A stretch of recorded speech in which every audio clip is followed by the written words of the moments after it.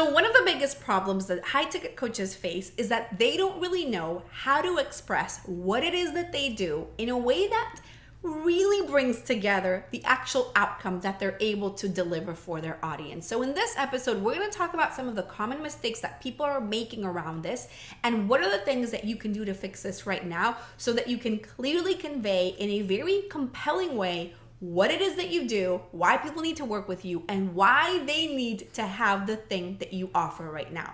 Because most of the coaches that I talk to are either doing one or two things. And let me know in the comments actually below which one of you or which one of these you identify with the most. So either people are really trying to simplify what they do so much because they are so they know so much, right? There's so much expertise. There's so much knowledge behind what you do. You have a lot of certifications, you have a lot of experience, and it is so complex, you find it almost impossible to explain it to people. So what you do is that you end up really simplifying it to the simplest, core thing that you do.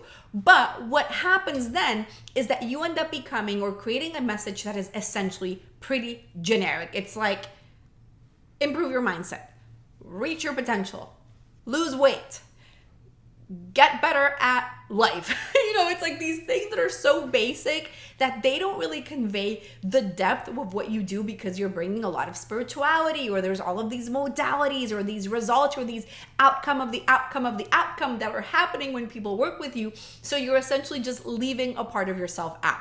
The other thing that people are doing is the total opposite. It's like you're such an expert, you're so good at what you do that you can't find a way to express what you do in a way that is simple. So you overcomplicate the entire message and you're using this advanced jargon that is very technical, that is very experty, and therefore your audience reads it and they're like, what is this? I don't even understand what you're talking about. You lost me at hello. I am so confused. This makes zero sense.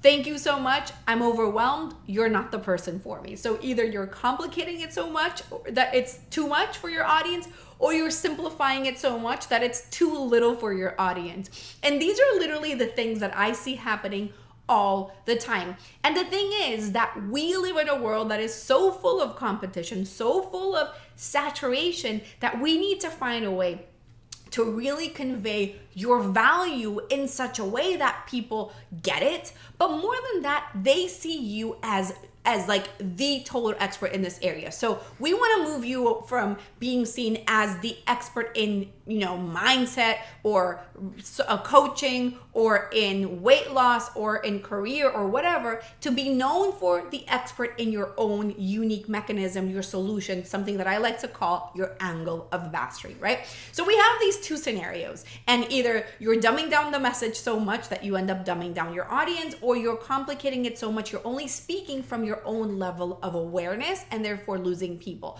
So the answer to all of this is finding a way to create your own concepts from your audience's level of awareness of the problem. So right now, your audience sees the problem in a very specific way. They understand the problem in a particular way, they're approaching the problem in a particular way, and they're not necessarily at your level of awareness of the problem, obviously, because they don't have your expertise. This is why they need to hire you.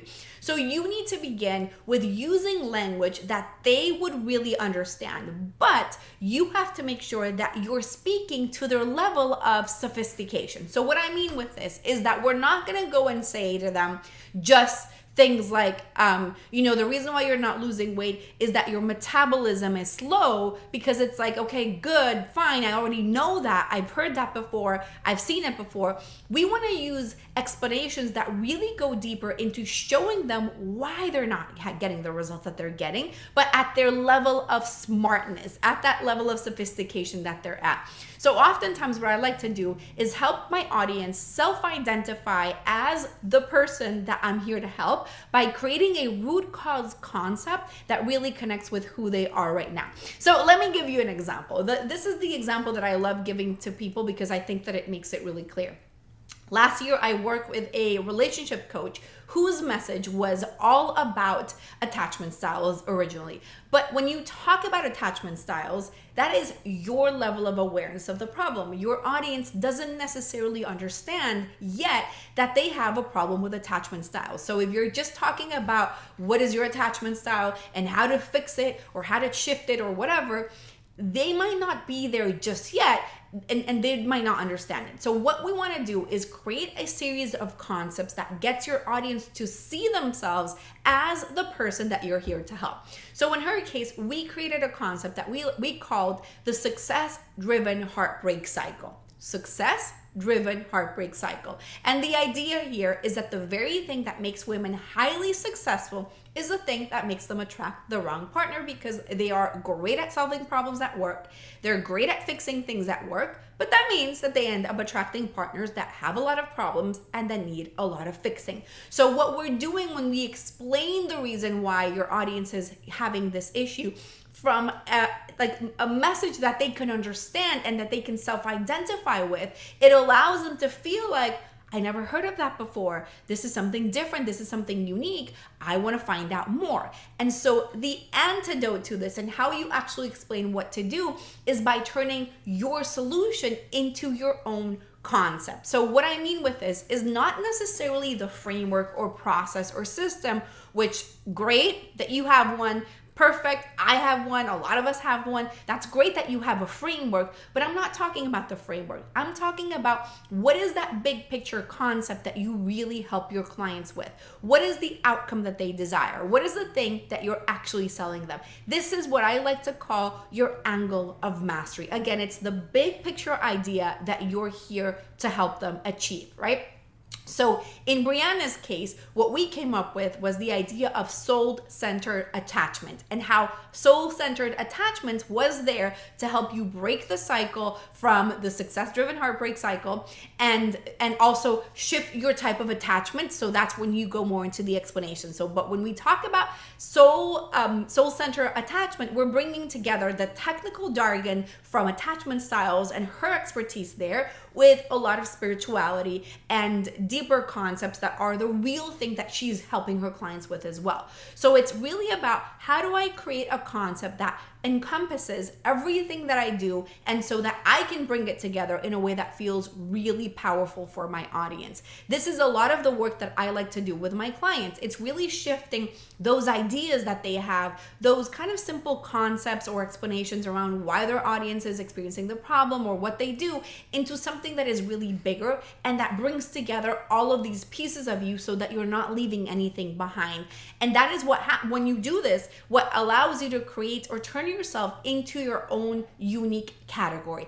I really go into explaining a lot of this in a lot more detail in a secret series that I've created called the Need to Have Formula. Go to fabipaolini.com/formula to find it right now, or you can find it in the links below this episode as well. But essentially the idea here is you going in and bringing together what are the different pieces of who I am and what I do that are important, and how do I convey that in a way, or how do I articulate this in a way that my audience will actually understand. It requires a lot of depth, but I always like to think about it like the complex of the simplicity. So meaning like things that are really simple can be sometimes complex to come up with, but they become so powerful when your audience reads them or sees them, like the success-driven heartbreak cycle. It's something really simple, a term that is easy to grasp. Obviously, there's a sense of complexity in terms of creating it, but it's also really powerful because it allows you to bring together all the pieces of who you are